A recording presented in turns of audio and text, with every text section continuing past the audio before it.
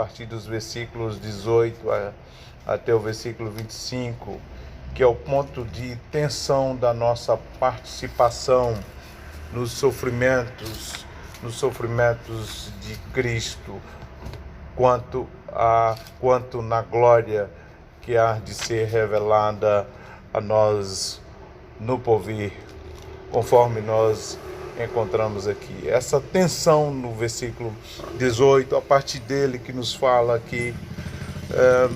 Paulo havia então mencionado que esses crentes eram coparticipantes dos sofrimentos de Cristo e que também eles haveriam de sofrer então neste mundo a semelhança de Cristo, não em tudo, não nas mesmas condições, nas mesmas situações, que isso não é possível, mas que esse nosso sofrimento, essa nossa coparticipação no sofrimento de Cristo é uma indicação de que nós também participaremos e seremos coparticipantes da glória do nosso Senhor Jesus Cristo. Veja que nós somos filhos de Deus por adoção, e Deus então ele usa circunstâncias e adversidades para nos disciplinar e corrigir a nós que somos os seus filhos. Ele utiliza do sofrimento que surge então em nossas vidas como um instrumento de purificação para a nossa vida espiritual em Deus. Queridos, esse texto ele é muito precioso para nós lidarmos com todo tipo de sofrimentos presentes. Esse texto ele é muito atual, ele nos fala sobre as circunstâncias sofredoras do tempo presente da nossa vida e da glória futura que há de ser revelada a nós em Cristo. Observemos então aqui o assunto desenvolvido aqui nesse versículo 18, porque para mim tenho por certo que os sofrimentos do tempo presente, eles não podem ser comparados com a glória por vir a ser revelada em nós. Observe que o apóstolo Paulo aqui, ele está afirmando que depois de tanto raciocínio e consideração sobre o sofrimento do tempo presente, ele coloca aqui também que do outro lado, é colocado aqui do outro lado que a glória a ser revelada em nós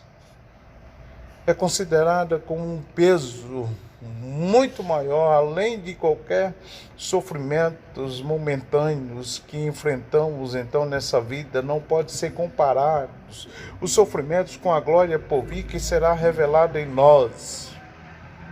O crente,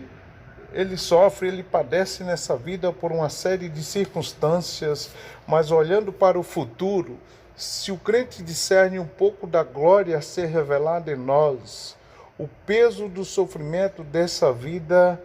ele é mitigado, ele é diluído, é diminuído de modo que ele não precisa ser aquele sofredor que fica murmurando, aquele tipo de crente que fica murmurando por causa do sofrimento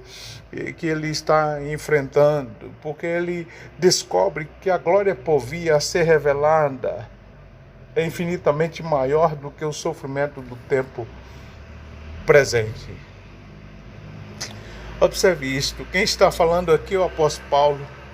quem está falando isto é aquele que sofreu, que passou por muitas açoites, prisões, angústias, tribulações, naufrágio, em perigos de morte, muitas vezes em perigos de rios, em perigos de salteadores, em perigos no deserto, em perigos na cidade, em perigos no mar, e muitas vezes em fadigas, em fome e sede, muitas vezes em frio e nudez. Assim como nós encontramos aí no texto de 2 Coríntios capítulo 11, 23 a 27, essa lista dessas tribulações e sofrimentos enfrentados pelo apóstolo Paulo como consequência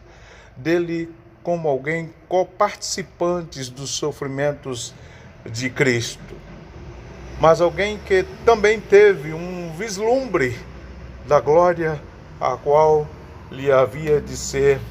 revelada no porvir. À luz da palavra de Deus, querido, a igreja, ela é sofredora. O povo de Deus, os filhos de Deus, os servos de Deus passam por sofrimentos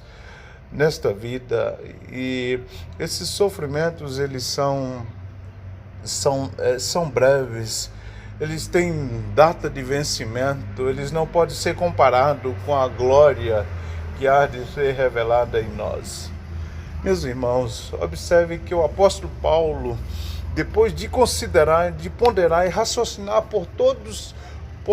os sofrimentos que passou nesta vida, ele tem então o vislumbre e a contemplação da glória no futuro. O apóstolo Paulo diz: não dá para comparar a glória por vir a ser revelada, ela é infinitamente maior. Os sofrimentos do tempo presente não são, ou não dá para comparar com a expectativa da glória a ser revelada em nós. Paulo diz em 2 Coríntios 4, 16 a 18, ele diz: por isso não desanimamos, pelo contrário, mesmo que o nosso homem exterior se corrompa, contudo o nosso homem interior se renova de dia em dia, porque a nossa leve e momentânea tribulação produz para nós eterno peso de glória, acima de toda comparação, não atentando nós nas coisas que se veem, mas nas que se não veem, porque as que se veem são temporais, as que se não veem são eternas. O apóstolo Paulo tem essa convicção, queridos, de que esses sofrimentos aqui, eles são momentâneos, são passageiros, mas a glória, a qual tem um peso de glória, aquilo que Deus tem preparado, então, para as nossas vidas, que há de se manifestar nas nossas vidas, quando o nosso Senhor Jesus Cristo voltar. Paulo está profundamente convicto, Paulo está profundamente convencido de que os sofrimentos do tempo presente, por maiores que sejam,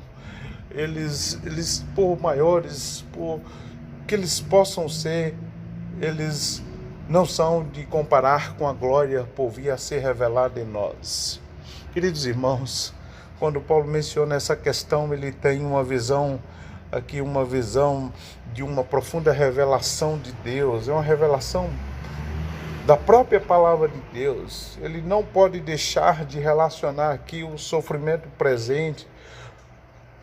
do crente com o ambiente em que ele vive, com a obra da criação, com a natureza que é representada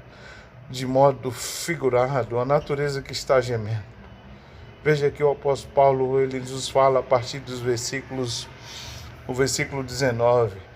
o apóstolo Paulo diz que toda a criação aguarda ardentemente com expectativa a revelação dos filhos de Deus. O apóstolo Paulo está dizendo que é como que a criação, a natureza em geral, estivesse de pé, na maior expectativa, na maior contemplação do mundo, na ponta do pé, mesmo anelando e esperando o futuro, procurando ver a revelação dos filhos de Deus, procurando ver a revelação e a manifestação daquilo que vai acontecer na vida dos filhos de Deus. É isso aqui que Paulo está mencionando aqui nesse versículo, essa contemplação do momento em que os filhos de Deus serão redimidos, quando Cristo convergir todas as coisas, então virá o fim e nós seremos então redimidos. E até a própria criação, ela tem essa expectativa nisso que haverá de acontecer nas nossas vidas. Enquanto nós aqui aguardamos ansiosamente por essa revelação do nosso Senhor Jesus Cristo, a manifestação da vinda de Cristo, que irá nos trazer plena redenção, plena libertação do cativeiro da corrupção. Quando chegar esse momento da consumação da glória dos filhos de Deus, e aí nós seremos então redimidos. Veja, queridos, o versículo 20, porque a criação, a natureza vive na expectativa da revelação dos filhos de Deus. Por quê? Porque ela vive aguardando na expectativa da consumação da glória dos filhos de Deus. Por quê, queridos?